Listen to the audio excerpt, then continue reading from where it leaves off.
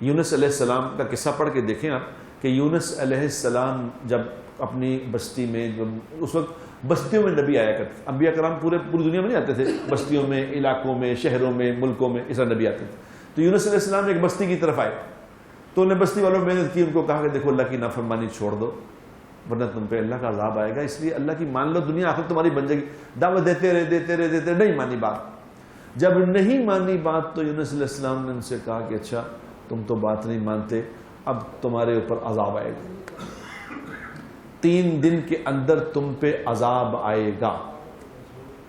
اب یہ قوم آپس میں باتیں کر رہی، ایک دوسرے سے کہہ رہے کہ بھئی یہ جو بندہ ہے نا، نبی تو وہ مانتے نہیں تھے، کہتے یہ جو بندہ ہے جھوٹ نہیں بولتا، اس نے کبھی جھوٹ نہیں بولا، تو دیکھنا یہ اگر تو یہ 3 دنوں میں بستی میں ہی رہے، اگر بستی کے اندر ہی رہے، ہم میں ہی رہے، تو پھر گھبرانے کی کوئی بات نہیں، لیکن اگر یہ بیچ میں سے نکل کے چلے گئے نا تو پھر سمجھنا خیر نہیں،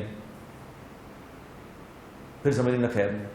اب وہ دیکھتے رہے، ایک دن بھی ادھر ہے، دوسرے دن بھی ادھر ہی ہیں. تیسرا دن جب آیا، تیسرے دن رات کو جب تیسری رات شروع ہوئی تو یونس علیہ السلام بستی سے نکل کے چلے گئے.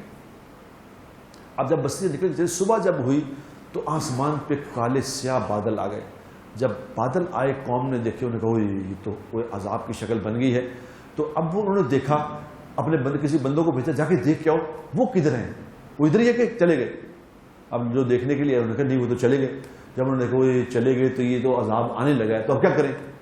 تو انہوں نے سارے اپنے گھر والوں کو نکالا، اپنی بیویوں کو، بچوں کو، گھر والوں سب کو نکال کے میدان میں جمع ہوئے اور اللہ سے کہا یا اللہ معاف کر دے، یا اللہ معاف کر، یا اللہ معاف کر. اللہ سے ایسا رو رو کے گڑ گڑا کے توبہ کی کہ یا اللہ ہم آئندہ معاف کر. ہم یونس علیہ السلام کے دین پہ ایمان لائے، ہم ان نبی پہ بھی ایمان لائے، آپ پہ بھی ایمان لائے، آپ ہمیں معاف کر دیں. تو اللہ سے جب انہوں نے معافی مانگی تو اللہ معاف کرنے والا ہے، اللہ بہت معاف کرنے والا ہے. اللہ تبارک و تعالیٰ نے ان کی معافی قبول کر لی، معافی قبول کر کے عذاب مؤخر ہو گیا. اب یونس علیہ السلام نے باہر جب دیکھا کہ وہ عذاب تو آیا نہیں، تو سمجھ گئے قوم نے توبہ کر لی ہے. تو قوم نے توبہ کر لی ہے تو اللہ نے عذاب کو مؤخر کر دیا. یہ قرآن میں اللہ نے واقعہ اس لیے لکھا ہے کہ قیامت تک کے آنے والے انسانوں کو یہ بات سمجھا دیں کہ جب تمہارے سر سے بات نکلا کرے گی تم نے کرنا کیا ہے.